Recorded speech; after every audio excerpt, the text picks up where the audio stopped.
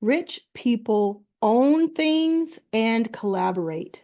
That's what Dr. Pamela Jolly told me on the first episode of Your First Million, the podcast, and it changed my life. Rich people own things and collaborate. I'm going to show you how to get rich in this video, and I want you to listen carefully and refer to this video anytime you feel stuck. There's a lot of information here, but if you watch all of this video and if you do the things that I tell you in this video, you will become rich. Start with a small focused market and expand strategically. Start small, test it, and then go out further. Prioritize customer experience above all else. And if you're having a tough time doing this in the past, make today the day that you start doing a much better job. Launch quickly with a basic version and improve as you grow. Think long-term and embrace delayed gratification. Build, build, build, build, build, and then reap some of those rewards. Then go back in the lab, build, build, build, build. Build systems that reinforce growth automatically. Autopilot. Test ideas with low-cost experiments before scaling. Do you see a theme here? It's to start small. You may think that starting small means that something's going wrong. You don't get to throw a lot of money at it. You don't get to do what other people are doing. You feel like you're behind. But I'm telling you, it's the advantage of a lifetime to start small because you can test, iterate, find what works, and then blow that up. Delegate effectively and empower teams to manage operations. This can be full-time teams or fractional teams, but it means the faster and the sooner you can have other people doing things that you do not need to be doing, which means things that don't move the needle for your business, that don't have the most leveraged effect, the faster and sooner you'll grow. Focus on tasks that yield the highest return on investment. This is what I was saying before. You want to be the person who spends the most time doing the most impactful things for your business. So if that means that you spend, let's say there's a 40-hour work week, let's just call it that.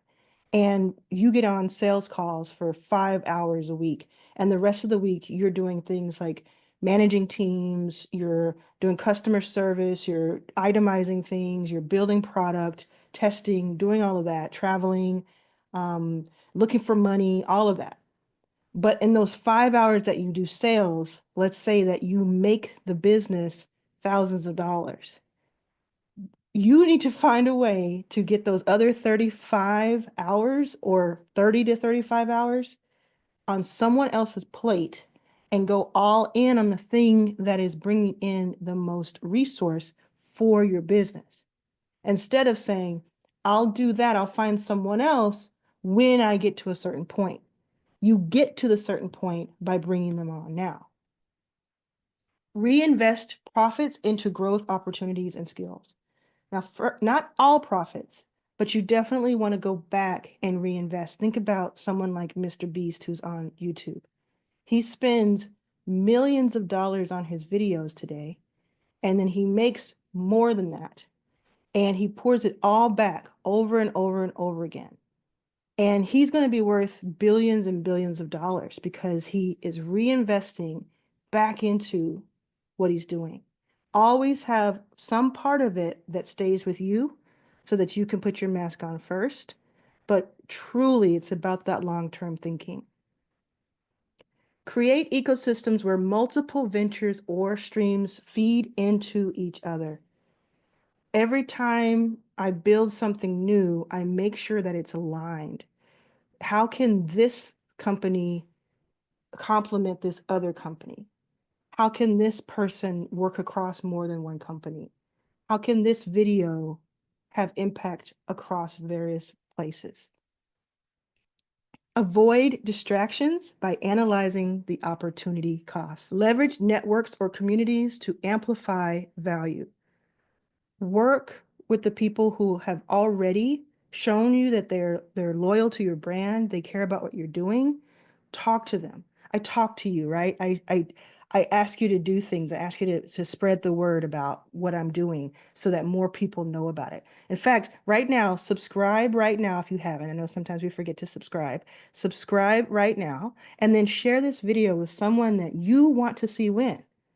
And this is what we're talking about. Leverage your networks. If you have two people, ask each of those two people to invite two people themselves to whatever you're doing. Leverage that. Build a brand that extends across industries or offerings. Always evaluate actions based on their alignment with your long-term goals. When we have to make big decisions, we can sometimes get stuck on those decisions because we don't know if it will pay off in the short term. We don't know if it's worth the investment in the short term. Instead of thinking of it that way, think about how will this affect me one way or the other in the long term? For instance, if there's a conference that you really want to go to, but it is very expensive to you, you could say, well, I don't know, it's going to be tough to pull that money together. I could do it, but then I won't have X amount for this other thing in next month. But instead, if you said, what would the value, the people I meet, the things I learn, being in the room, what could that gain me over the next year, 2 years, 5 years? What deals could I make? What partnerships could I forge? What one nugget of information could I get from being in that room that will take care of me for the long run? This has happened to me so many times. The more you invest in yourself, which we'll talk about even more now, the more it will pay off in the long run. Focus on recurring revenue, like subscriptions or memberships for predictable income. Memberships and subscriptions are the lifeblood of a company. So anything that you already have going, if you can think of how can I add a community aspect to it? How can I have a membership for my physical product so that the customers can talk to each other and potential customers can talk to each other, ask me questions, get demos and coupons and all kinds of things that would be fun for them. If you have a SaaS product, same thing goes. Like I can think of any SaaS product where having a membership would be cool. And in fact, SaaS products themselves are a membership. They're a subscription. But I think of it like, take Salesforce, huge company. Salesforce could have, they have live events. They could certainly have a membership that is either free or paid, and it could bring in more things to help them upsell. Now, if it were free, they could upsell using it, right? They could demo new products. If it were paid, that's more recurring revenue for them. Let's say you have a coaching company, you're a teacher, you knit, you are someone who does sports, you're a medical professional. Any of these could have a membership aspect to it. Develop multiple income streams. Okay, don't stay with me, but prioritize scaling one before diversifying. What so many people do, including myself, what I have done in the past, but what I'm telling you what didn't work, and I'm going to tell you what did work. What didn't work is having multiple income streams to see what would stick and getting nowhere with any of them. What did work is going all in and focused on one income stream until I hit certain metrics. Call it $1 million, call it whatever you want. That made me understand I have taken this to the distance, 6 months, 12 months, 2 years. And then I can start thinking about diversifying. In fact, I had one revenue stream and one focus for 7 years before I moved over to the next and then to the next and to the next. Solve high value problems for a very specific audience willing to pay a premium. This may be the most important slide, we'll see, but solve high value problems. Think about what a high value problem is. What's a pain point? Talk about health, wealth, or relationships for a specific audience willing to pay a premium. So the specific audience we'll talk more about later helps you get very focused on your marketing, your how you speak to the audience, and therefore then how you convert that audience. Then willing to pay a premium. Absolutely, you could absolutely get rich by selling something that is low ticket, that's small amount, but it'll take volume. So it'll take tens of thousands, hundreds of thousands, maybe even millions of people. For instance, an app that's $2.99 or $2.99 a month. You absolutely can get rich from that. I know someone who is. Like I know someone came to mind immediately when I said that. But she has more than 100,000 people paying for that every year. So if you want to get rich, you could do that. But if you want to get rich faster, or, you could have something so special about you that it attracts that many people. But more likely, the way to get richer faster is to have a more valuable product that solves a very, very highly expensive problem for somebody.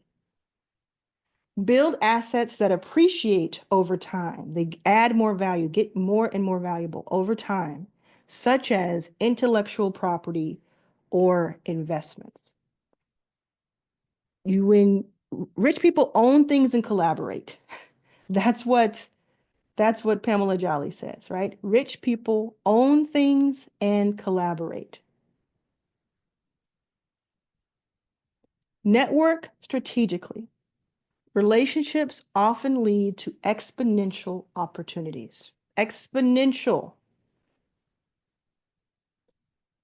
When I introduce two people or more in an email, I do not do the plus sign or the inverted caret sign.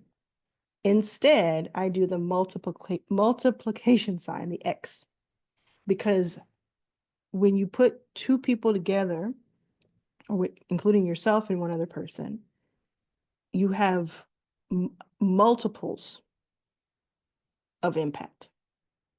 Start thinking of collaborations like that. Start thinking of meeting people like that.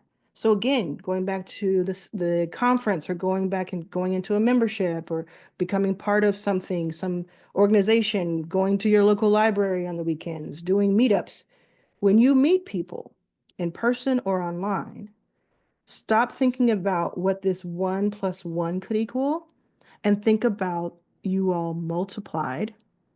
Obviously, 1 × 1 is 1, but think about the exponential growth, the exponential impact and leverage. Create a product or service that is hard to replicate, ensuring your competitive advantage. Something that you think of first or something that you do much, much better. And the way you do this is you don't have to be like a genius. You don't have to be an inventor. You don't have to have all this access to things. All you have to do is find out what is so authentically you. What is your lived experience? What has it taught you? What have you learned? What parts of your personality can you bring to the fore and combine with all of this that makes it so genuinely and distinctly yours? And then couple that with, what does the market want? What are they missing? Build a personal brand that attracts opportunities and trust in your expertise. Personal brand. Why am I doing this video? Why do I have my YouTube channel? Why do I post on Instagram, LinkedIn, and elsewhere? It's because every single day someone is discovering, in fact, thousands and thousands of people every single day are discovering me and my story. And I can make one video that can be repurposed across different platforms and that can also, especially when it comes to YouTube, live on for years and years and still get seen. Focus on high leverage activities that produce disproportionate results relative to the effort. So before I mentioned taking those 5 hours, and for instance, if you're good at sales or you become good at sales, if doing that activity gives you a bigger outcome, higher leverage, do more of that. Focus more on that. If being in person, meeting your customer, like let's say you have a few customers, right? Let's say you have the option, or you've seen that writing an email to them on the holidays or on their birthday or something like that really moves the needle. Do that. But let's say you also you tried this once where you sent a birthday gift to them, like a really cool birthday gift to them. And that made them so excited. They told 3 friends and they signed them up, and you could track that. Do more of that. Let's say even beyond that, you were in town one day and you met with one of your customers in person. It was kind of an accident. You were in town, that you knew they lived there, you met up with them. And that caused that person to then go back and tell so many people, their entire audience. They were bragging about it all the time. They were putting up videos. They were so happy. The person kept telling you how happy they were, and they became a loyal customer for forever. Do more of that. Do the things that provide a disproportionate, almost an unfair advantage. Get really creative. Doesn't mean you have to spend a lot of money either. It could mean I have the perfect example. I have the perfect example.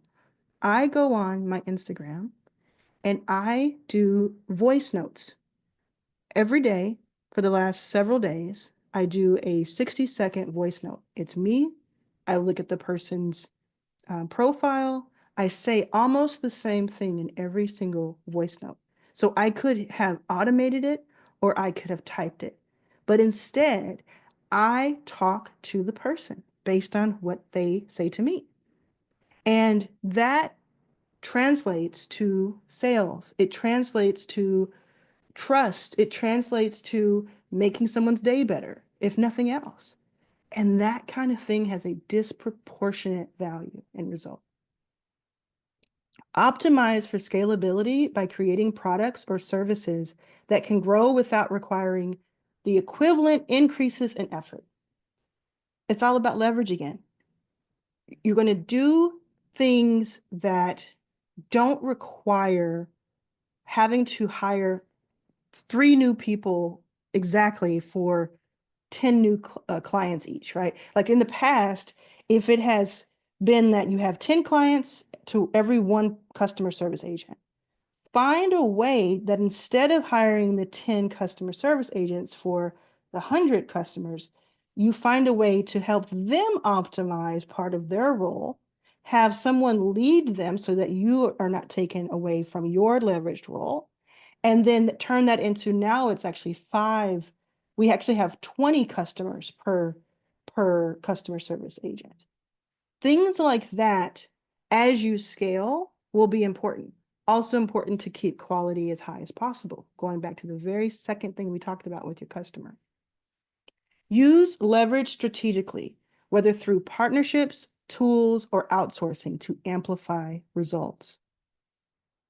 Continuously upskill in areas that enhance earning potential, like negotiation, leadership, and technical expertise.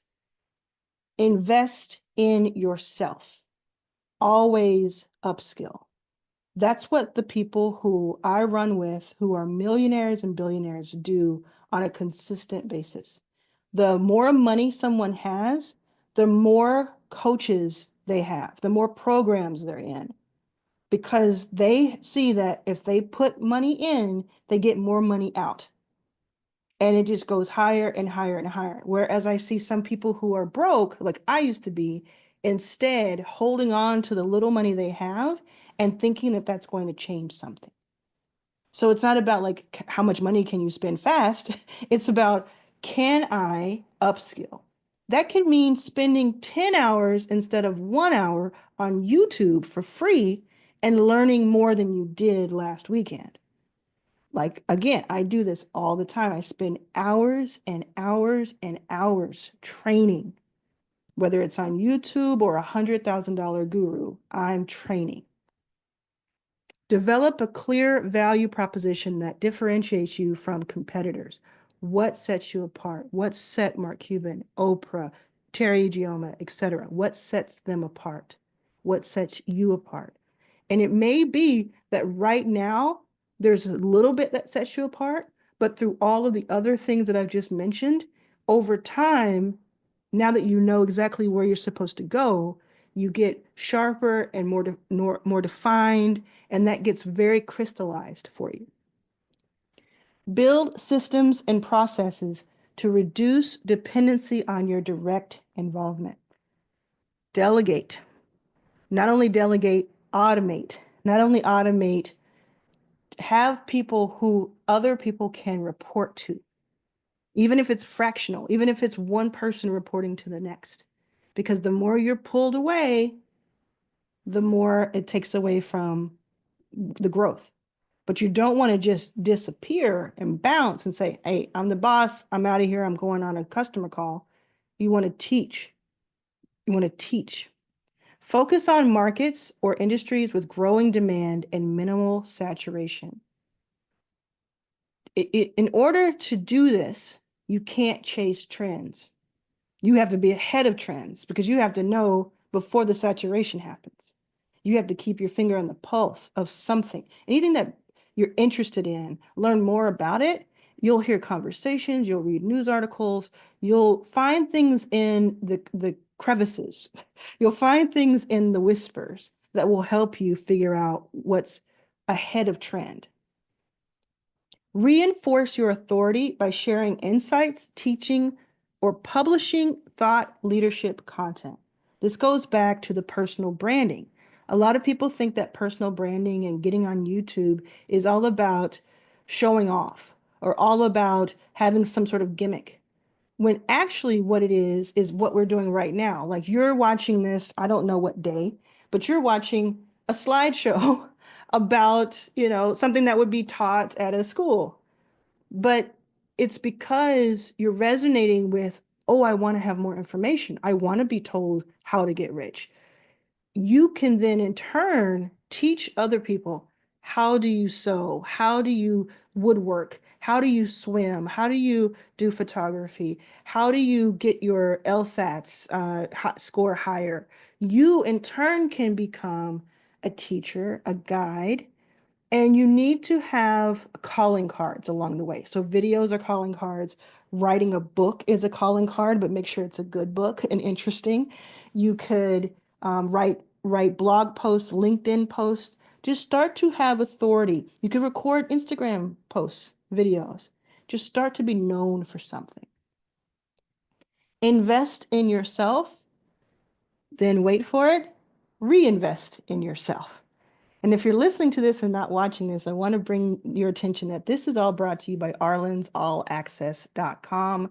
This is my membership where I teach you so much. There's more to come in this video, but I just want to make sure you know about arlansallaccess.com. Almost every single day, somebody, at least one person writes in my comments, can I work with you? Yes, you can at arlansallaccess.com. We work together. There's more information on that page, so I'll keep going. Make sure you subscribe to this YouTube channel, but invest in yourself. If you take nothing else away, please know that that is how you become rich. That is how. Cultivate patience and consistency. Small strategic actions compound into significant results over time.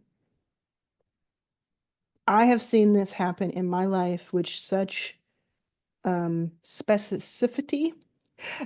It is so true. And it's these little things. It's like when you're learning something. I know someone who's learning Japanese and they've been learning it for about 12 months. And it's just really, really amazing to see how far along they've come from the first couple of months to now. But if they had given up, Or if they had said, well, I don't know the whole Japanese language, so kanji's out, bye. They wouldn't have been able to watch movies like they're able to right now, understand different people speaking, understand menus. And that's just the beginning. What will happen in another 12 months? What will happen in 12 months if you just were to start something right now? Let me know in the comments what you could potentially start right now that in 12 months would change your life to be able to do, or at least make your life better quality and make you sharper. What's that thing that you have been waiting to learn how to do, or waiting to attend, or waiting to start, including your own company, including your own membership, that in 12 months could just blow up? Think about if you started your membership or your YouTube channel. What if you started your YouTube channel today? In 12 months, where would it be if you were consistent with it? Use data-driven decision making to identify and double down on what's working. Data is just answers to questions, really. So you can survey your audience, you can survey your customers. Let's say you have 3 people who bought from you. Talk to those 3 people and say, where did you find me? Why did you buy? What could have been better in the onboarding experience? Get that information. That's data. Then use that data, whether it's 3 people or 3,000 people, use the data to make better decisions. This is so much fun and it's so fulfilling because you can see it almost immediately. Whereas compounded interest takes years sometimes. Data-driven decisions can happen right in front of your eyes. Build relationships with mentors and advisors who can guide you through scaling challenges. There's always going to be somebody ahead of you. There's always someone who has been where you are and can tell you what to do next, or at least advise you on what they did. And you just want to keep leveling up and adding to your relationships. Again, this doesn't mean that, let's say you make less than $5,000 right now per month. It doesn't mean you go and find Mark Cuban and ask him to be your mentor. This happens all the time, right? You're skipping so many spots, so many tiers. You find someone who does make 5,000 a month and ask them what they're doing. How did they do it? If you're making 10, 20,000 a month, find someone who makes 50,000 a month, find out how they did it. Search for them, research them, see if you can talk to them. But you want to have this curiosity, and you also don't want to just leave it to the few people who have made it to the billions as like their only place you can go. Create value through innovation rather than competing solely on price. Be clever. This is your moment. All of the things that have been difficult in your life, all of the ingenuity you have because of that, translates right here. Manifests itself right in this slide. Be innovative rather than just trying to compete on price. Master the art of negotiation to secure better deals and partnerships. Oof. Negotiation has been such a huge driver for me in any type of financial success. And when I say financial success, it just means I've raised more than $30 million. I've invested in more than 200 companies. I've generated millions and millions of dollars for myself and other people. And all of that is conversations, because negotiations are just conversations. So the more you can learn about negotiating, the better. If you were to go after this video, not now, if you were to go and just type in the words how to negotiate on YouTube, you would have dozens of videos. Some of them are even good. So you can't say, well, I don't know how to negotiate because I never had to do it. Everybody started somewhere. We were all babies. Put in the comments if you're still watching me. We were all babies at one point, right? So all of us didn't know how to do anything that we do today.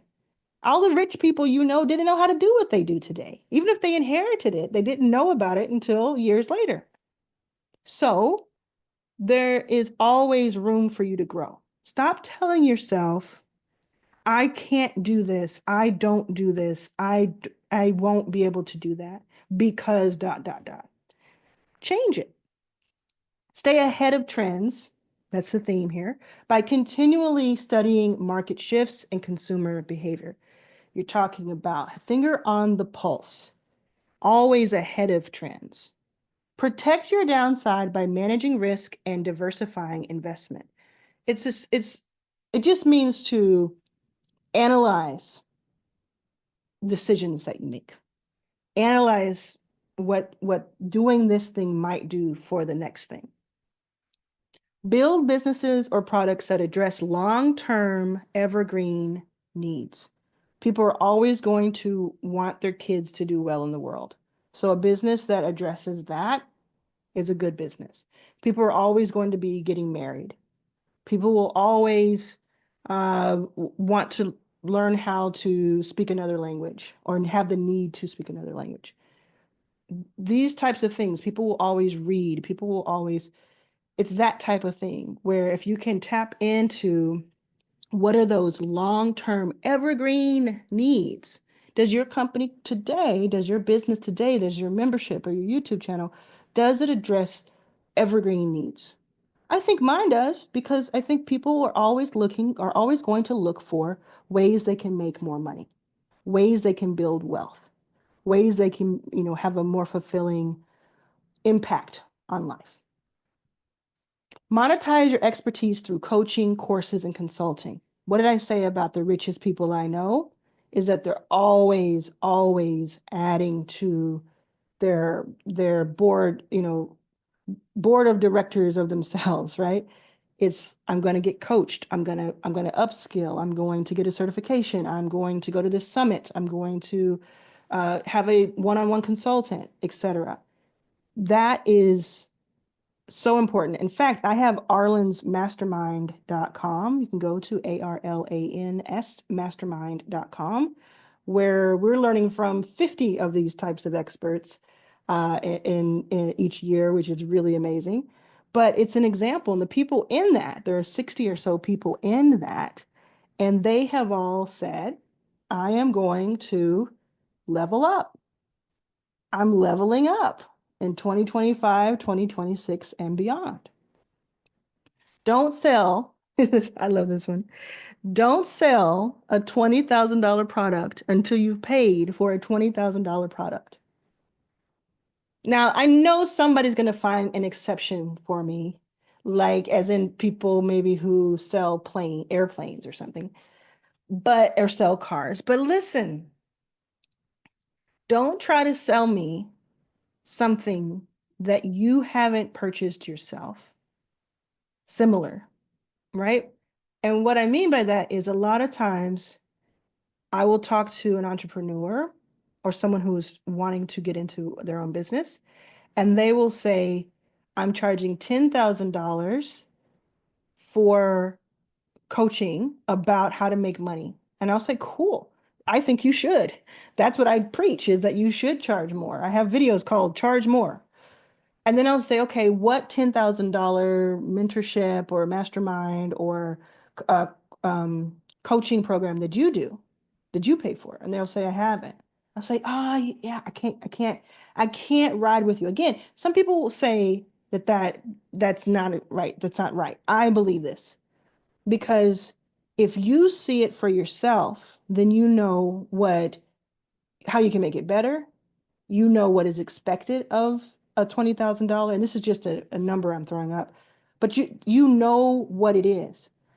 If another way of thinking of this is, let's say I want to go to the gym and lose weight. I am more likely to go with a personal trainer who has been overweight before, or who is currently quote unquote overweight, but very athletic. More so than someone who is like half my age and really thin, wonderful person, but has never had my struggle, has never been in my shoes. I might go to somebody who's really thin, half my age, but they've had a baby. So they know what it's like to carry around extra weight. Do you see what I'm saying? The authenticity is what's important. So until you can buy a $20,000 product, sell a $1,000 product because that's what you've done. Leverage social proof and testimonials to build trust and attract more customers. Testimonials. what if you don't have any points on board? What if you're just starting, or what if you are very successful in your career, but you're trying to pivot or have a side hustle or do something else like an agency model?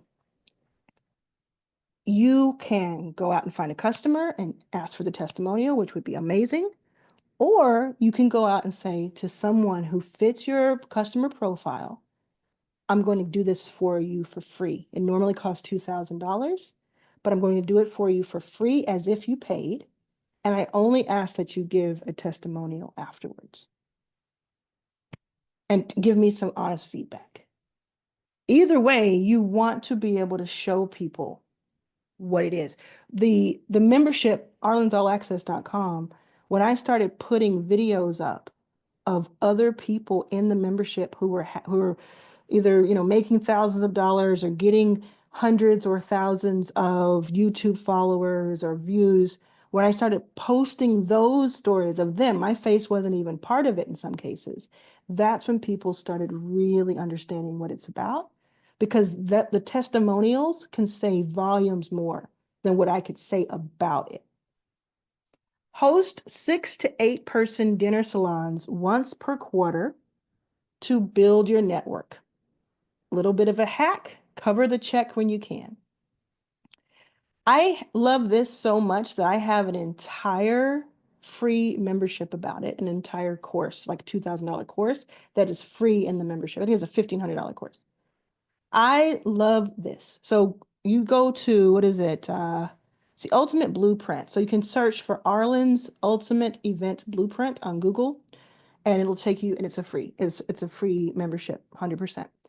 But essentially what I do, what others do, and mine are now like 20-person dinners, but you start with 6, you included, and you invite 1, 2, or all 5 people. And hopefully they don't know each other, or maybe a couple know each other, and etc. But you bring them together, and there's a whole story about this and exactly a whole video about how to do this. But essentially what you're doing is you're having these salons where it's about entertainment and education. That's what the word salon is, comes from a French word. And you are bringing people together and you're becoming the plug. And if you cover the check, it's an expense. You're expanding. Like you're expanding your network, which we learned earlier will what? Pay off in the future. Invest in scalable systems that allow you to replicate success without adding extra work. We've talked about this a lot. This automation, it means it's important.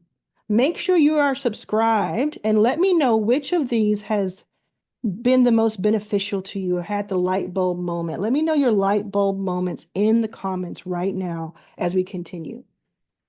Prioritize building strong, recognizable branding to attract opportunities and customers. What did we talk about? Personal brand. We talked about social proof. You can start a YouTube channel for free today. And you can start just putting your thoughts on it and putting client testimonials. There are days where I wish I were a real estate agent, because the opportunity you have as a real estate agent to film your houses or your offices, to show people this is what you could get for this amount of money. It's just so great. Same thing with like other types of demo. Anytime you can bring people in and show them your paintings, show them your process, show them, it gets really cool. Partner with others to share resources and expand reach without bearing the full cost. Is there something you want to make happen? That 6-person dinner, for instance. But you say it would be a lot easier if I could split the cost. Can you find one other person who would benefit from co-hosting that 6-person dinner that maybe becomes to be, $50 a person? They pay $150, you pay $150. They invite 2 people, you invite 2 people. Could you do this with other things when it comes to what you're building to become rich? Build a portfolio of investments that balances risk and reward for long-term growth. This could be any kind of thing. I'm not going to go into investment advice because I cannot give you that. But the important thing is that you want to have things that balance out your risk so that you don't put all your eggs in one basket. Focus on industries or markets where you have a unique edge or insight. And if you don't know what that is, create it. You clicked on this video because you want to know how to get rich. Every one of these slides is telling you how to get rich. Stay adaptable and open to pivoting when opportunities arise or markets change.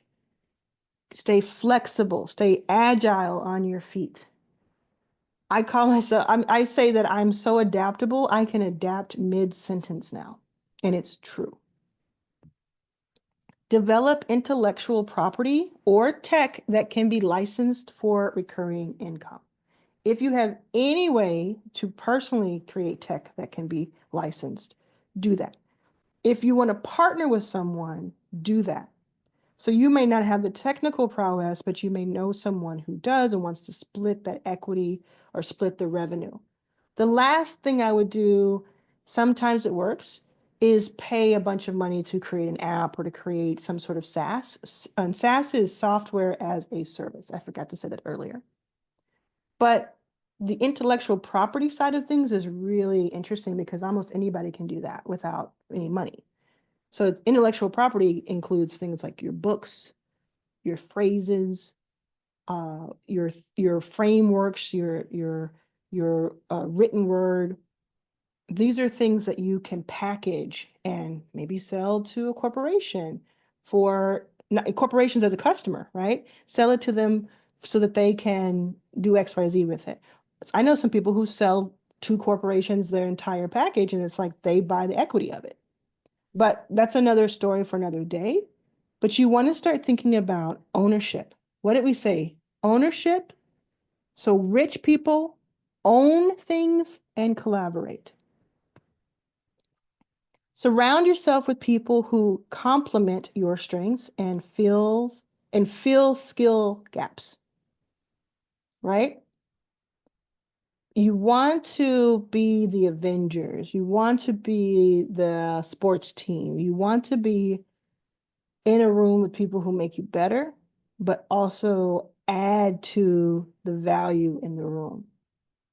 Create exclusivity in your offerings to increase perceived value and demand.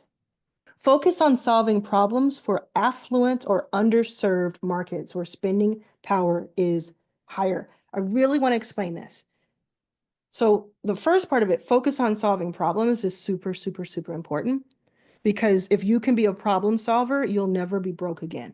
If you can solve rich problems, you'll be rich, you know? So you can solve any problem, you'll never be broke again. But if you can solve rich problems, you'll be rich. And it says for affluent, and what that means is for rich folks, right? For people who make a lot of money or have a lot of influence, definitely look into that. I can't stress that enough. Charge more to people who can afford it. Make money from people who can afford it, who just want to buy back their own time. But then it says underserved markets. When you think of underserved markets, don't necessarily think that they don't have spending power. I am in an underserved market because I am a Black gay woman. I have spending power. And the reason you would spend time with me is because I am not served often.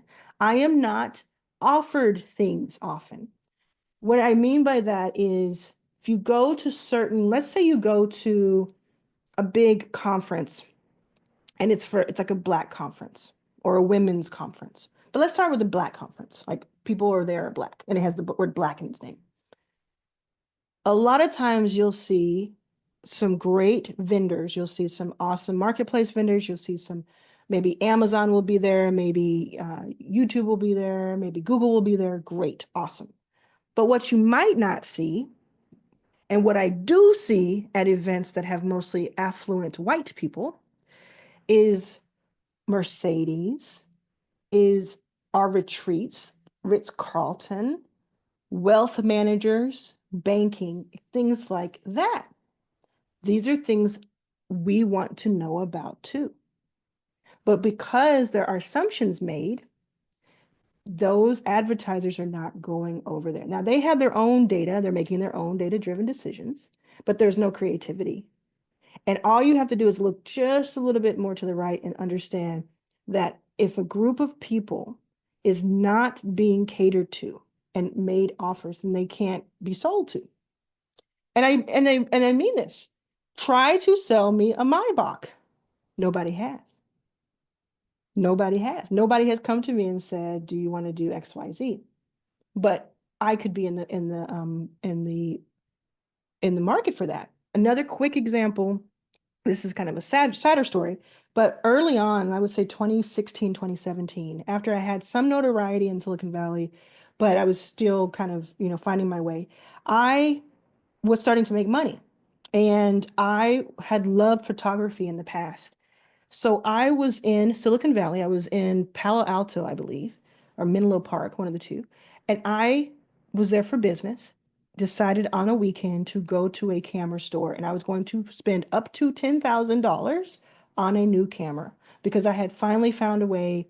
I was making money, finally was off being homeless, and I could go back to my hobby of years past, right? So I walk in, only Black person there. And instead of them saying, well, she walked in, she must know that she's supposed to be here, I was there for no more than 2 minutes before someone behind the counter accused me of trying to steal a camera because the display started to shake when I was testing it. I remember that day very vividly. I cried. I went and got a Subway sandwich. I cried tears. And I told my mother at the time, I was probably 36, 37. I told my mother about it, and she called the store. She called the store and she cussed them out. And she said, "Do you know who that is? Do you know who was just in your store?" That was Arlan Hamilton. And, I'm Arlan Hamilton to my mom, right? That was Arlan Hamilton. And she could have bought the store if she wanted to. And that's like an extreme version of it. We've all been there. But if they had instead said, let's see what this is about. Let's see what she wants. They, they, I hope, it's like that Pretty Woman scene. Do you get paid commission? Big mistake.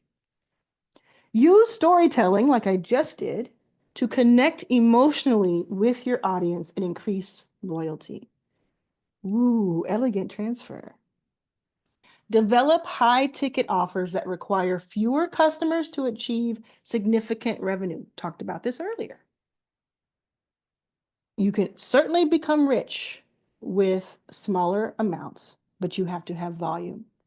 So if you want it to be where you're not in need and beholden of volume, think high ticket. Think high ticket can mean anything. It could be $500 or $500,000. But what it really needs to mean is, what have you paid for? Where do you find value? What number have you found value?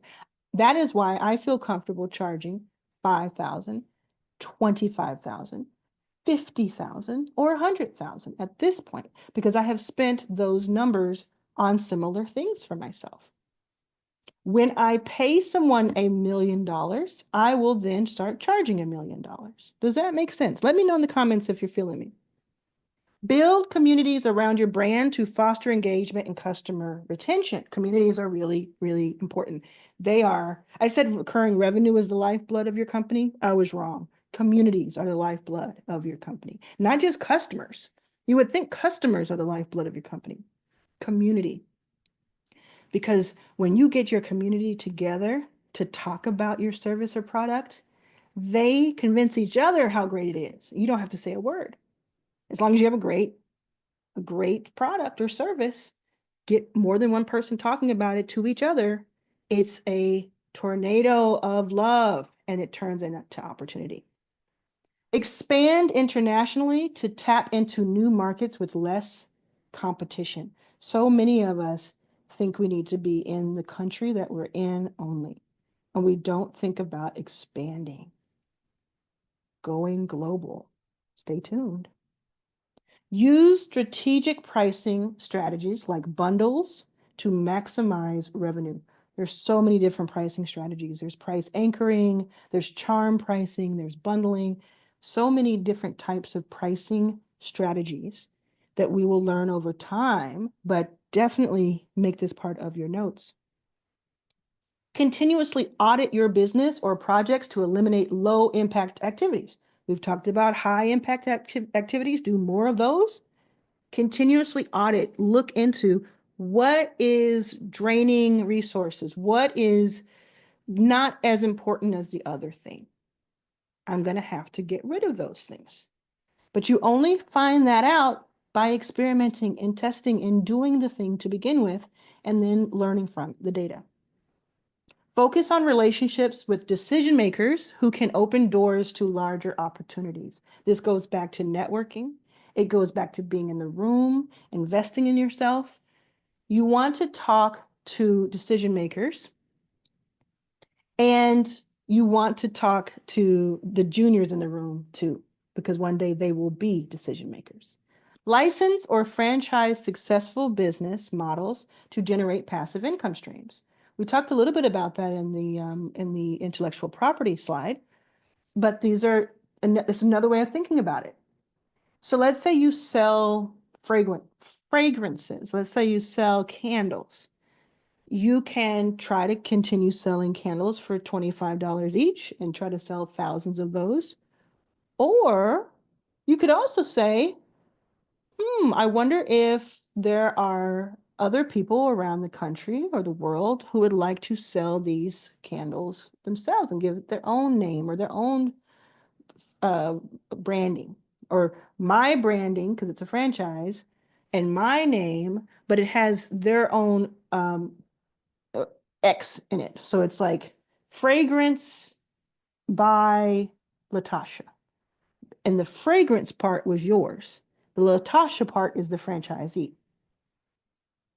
Licensing is the same.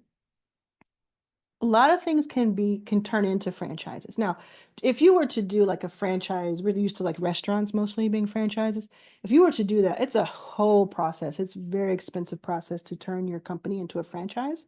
But there are a lot of digital franchise ways, completely different video, very, very specific. Talk to a lawyer, talk to an accountant. I think it's also just in the mindset, in the mind frame of how can I get that feeling, not even if I don't have it officially. Make friends with the assistant. That's the one I was looking for. Make friends with the assistant. So you're going to go back to this one. You're going to focus on relationships with decision makers who can open doors to larger opportunities, but you're also going to make friends with the assistant. And genuine friendship. Don't use that person. But if you're an assistant, you know this. If you've ever been an assistant, you know this. I've been an assistant for so many times. The assistant usually has the keys to the door. They usually have the keys. They have the ear of the executive, of the decision maker, of the musician, of the person that you want. And if you treat them poorly, that decision maker finds out. Tip extremely well. I know there's a whole controversy about tipping and tipping's getting out of control. Tip well. Be like my mom. My mom will peel off a 20 to tip somebody who says hi to her when she's on vacation because she likes to be taken care of. She wants to be taken care of. And don't you know they hop to it, right? And it's the right thing to do too. If you're not tipping your housekeeping at hotels, please start doing that. Please start tipping them. Try to tip them directly because sometimes it'll be taken away. Ask them if it's okay to tip them, things of that nature, but I try to tip every single time I stay at a hotel. Focus on recurring problems your target audience faces and build solutions around them. Again, we talked about those evergreen long-term problems.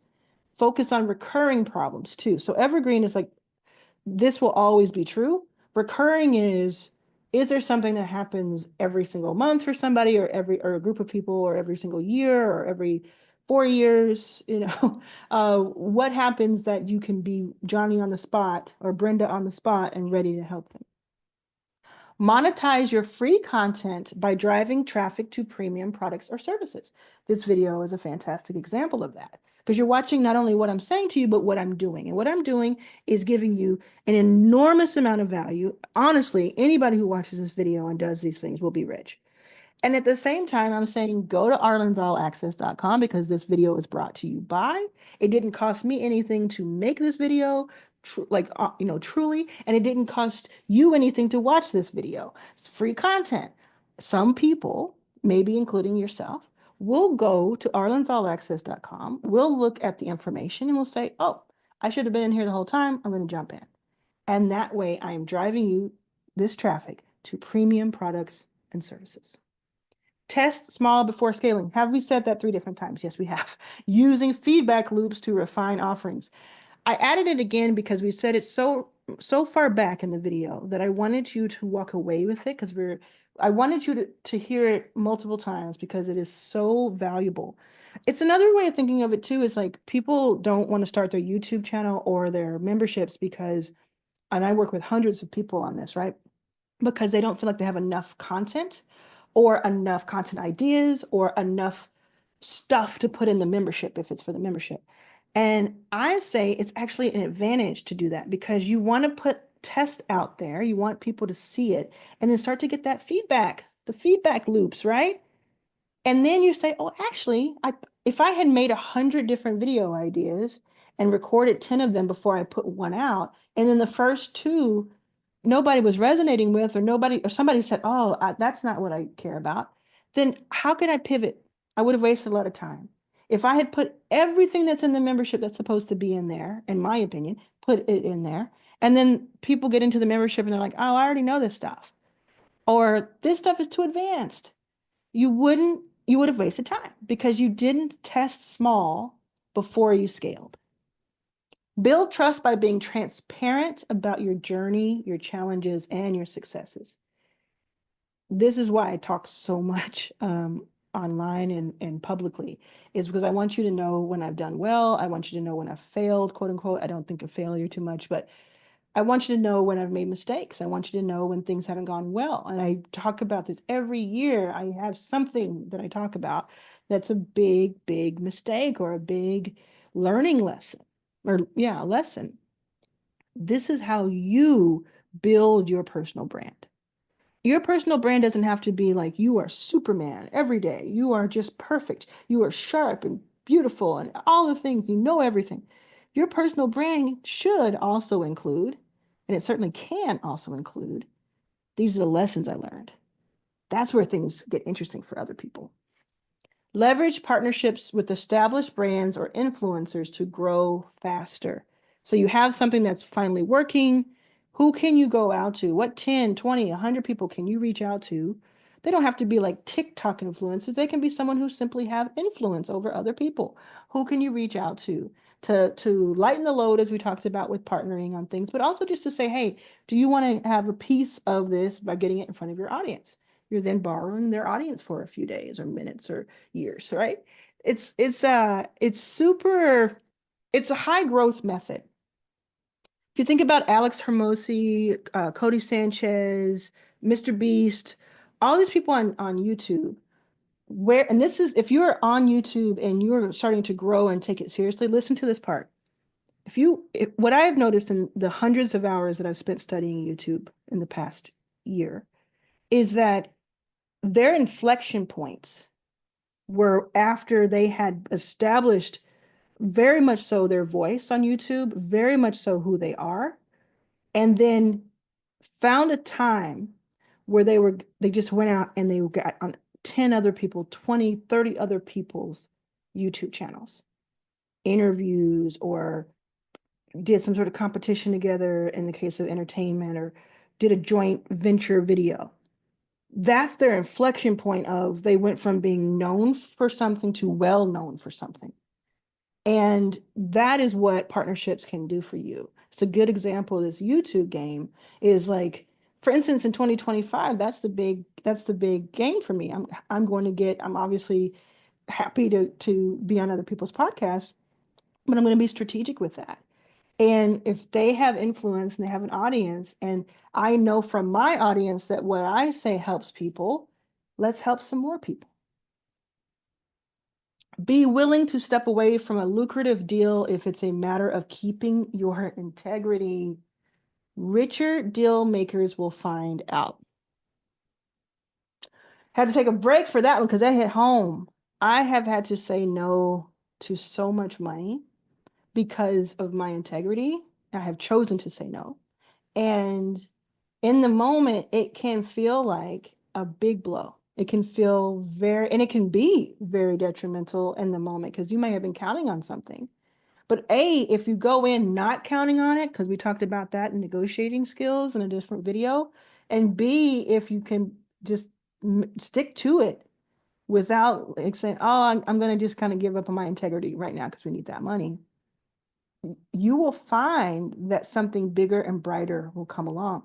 Jennifer Hudson quoted me on her show in 2024, and it was where I said, um, there hasn't been a time where I can't tell you how many times I have uh, had a door closed in my face only to find something, a bigger window on the other side. Something to that effect. Can't remember what I said that she quoted, but that something like that. It's happened. In fact, that's exactly how I got involved with Mark Cuban. He saw a big press thing that said that I had not been able to raise the money I was looking for, and people were kind of like tearing that down and making fun of me. And he came in and he was like, let's go. That's where he wanted to, that's the underdog story. He liked that. So just know that sometimes these things happen for a reason, and you got to listen to that.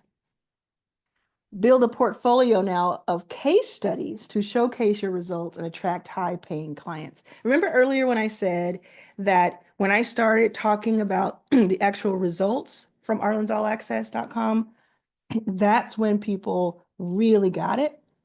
That's the case. You build a portfolio of case studies. That's something that I'm very excited to be doing in the next 12 months is building that portfolio. Create a limited edition product or service to boost demand and perceived exclusivity. Limited edition, number things, a collection. What can you limit the access to? Instead of saying, sky is the limit, I want to sell as much of this as possible. Could you have this moment, this dramatic moment in your business where you only allow a certain number? I think a great example there are a few examples, but one that comes to mind really fast is Jay Klaus. Jay Klaus is an awesome dude. I really like him. I've known him for a few years. He has a great YouTube channel. And the way he makes money mostly is that he has a membership that he's had for like 3 years. And it helps people with Notion and automation and productivity and organization. And I think doing stuff on YouTube as well, maybe. And he caps it at 200 members at a time. If somebody leaves, somebody else can come in on a waiting list, but he caps it at 200. Now, he says he does this, and I believe him. He says he does this because he wants it to be very manageable and he wants everybody to get the best out of it. And so that gives you this air of, I am not just a number, it's a very exclusive club. It also means that he's always at 200. It's like a reverse psychology thing. He's always at 200. He's always set. He's always done it. And it's a higher ticket. It's not super expensive, but it is a higher ticket. And so he can always have his reservations full. I know another place, I know in LA, there is a men's clothing company that only has 100 members. And it is actually in LA, in Dubai, in Paris, it's across the world. And it only allows 100 members at a time. And it's very bespoke. And you go in and you get things measured and you get champagne and all that. 100, and they have offices all over the country and the world. And that's because I don't know how much it costs, but if I had to guess, I would say $100,000, if not more. That's $10 million a year. That's what I think it is. It may be 50,000, it may be 250,000, but they're making that work. So this may be a breakthrough moment for you where you say, instead of trying to go high volume, is there something I can limit to 200 or 100? And it's just a matter of we're just always riding. And if somebody leaves, you leave, somebody gets replaced because there's a wait list. That could be cool. Develop a subscription box or a product bundle tailored to a specific niche. You can either do this as its own company. You've seen millions and millions of dollars on these subscription boxes companies, or it could be a feature gift for your membership. So imagine, and this is something I'm going to dabble in. I haven't figured out exactly what I want to do, but imagine for anybody who is in Arlan's All Access or who's in Arlan's Mastermind, they're two different amounts, right? But let's imagine that, for instance, in the Mastermind, not only do you get everything else you get, but I also send you something every quarter that is ... I don't know what that is yet. That just takes things up another notch. And then I could potentially charge more for the entire thing, or I could bring on more people, or both. Create a certification or training program that allows others to replicate your expertise. I want to make it very clear that you do not have to do everything that is listed here. It's just what has made people rich and have high impact that's positive. So in some cases, in a lot of cases, it makes sense to have some sort of training program or certification that you can attach to your brand. Not at the beginning, maybe not even in the middle, but in its time, when it has done well, when it is successful. And successful meaning maybe it's made $1 million. Okay, there's a certification to teach other people how to do it. Maybe that makes you $10 million. Right? I wouldn't do it after less than 1,000 because you haven't really proven things out. Unless, of course, the certification is not to replicate what you have done, because you want to replicate something that is successful. But if it's a certification to upskill. My former chief of staff, Melanie, has a chief of staff certification program because she has done that. She did the thing. I'm not going to charge 20,000 until I pay 20,000. She's not going to teach a certification of being a very high value chief of staff until she's been a very high value chief of staff, which she has. So it's just another thing to put in the quiver and your toolkit. Partner with nonprofits or mission-driven organizations for credibility and exposure. Do it out of the goodness of your heart, but also do it for credibility and exposure. Is there a nonprofit that you've kind of been ignoring, or that you want to be a part of, but it's been more personal? And could you say, actually, I'm going to partner with them a little bit more like loudly. I'm going to promote them out into the world. They get something from that, and I may get some goodwill from that. I love uh, a few nonprofits. I was gonna go into them, but I think I'll do that in another video, right? But I love different nonprofits, and I do it out of the goodness of my heart. But I also talk about them a lot because I want them to have more exposure. And then I also say, well, it's not gonna hurt that people are like, oh, she donated, I'm gonna donate. And then, of course, I'm not going to lie to you. Some people think better of me. Some people like that.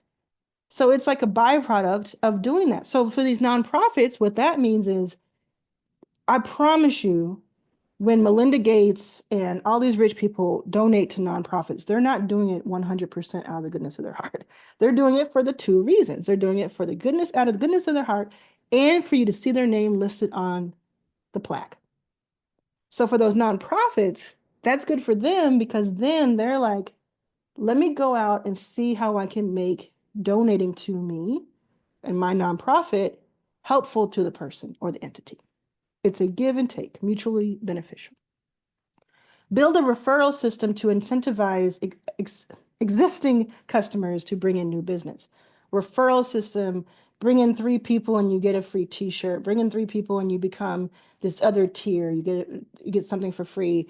When you bring in people, as an affiliate, you get $10 off of your own subscription. And then there's the full-on affiliate, which is you get a percentage of what you bring in. All of those tiers of referral system are interesting.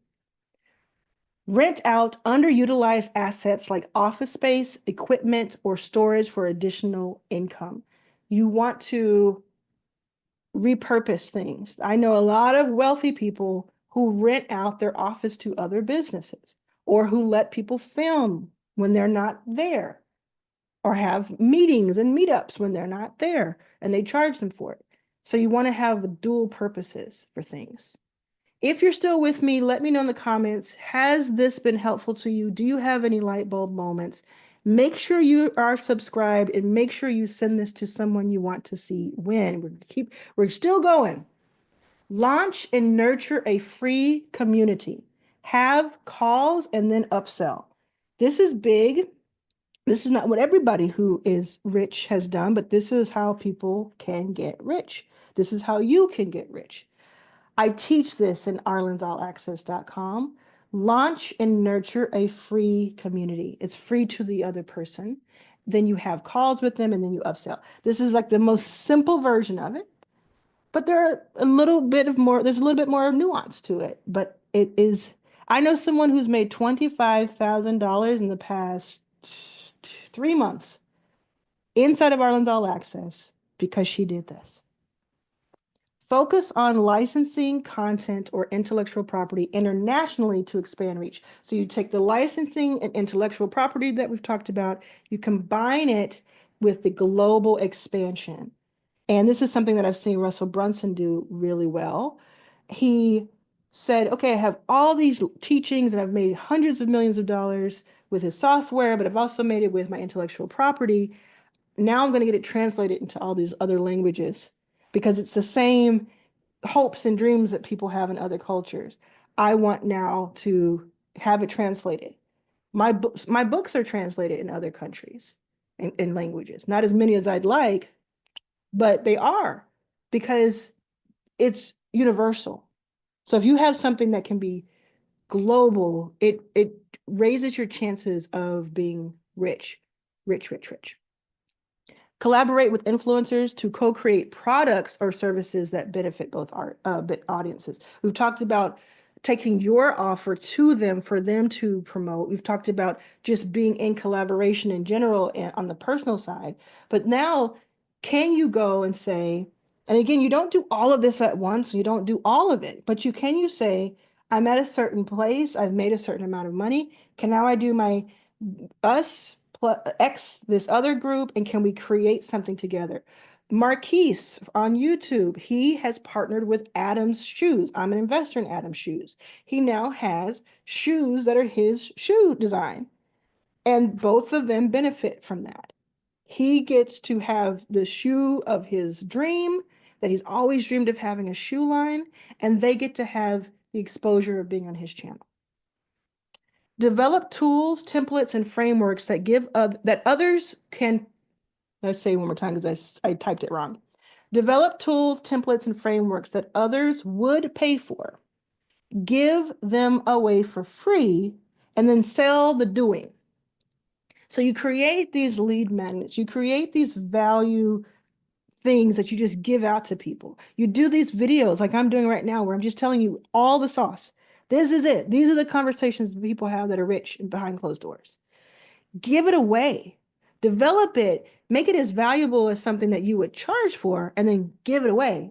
And then charge people for the doing of it. Because let's say 90% of the people who watch this video don't watch it all, and then they also don't implement, and they don't do anything about it.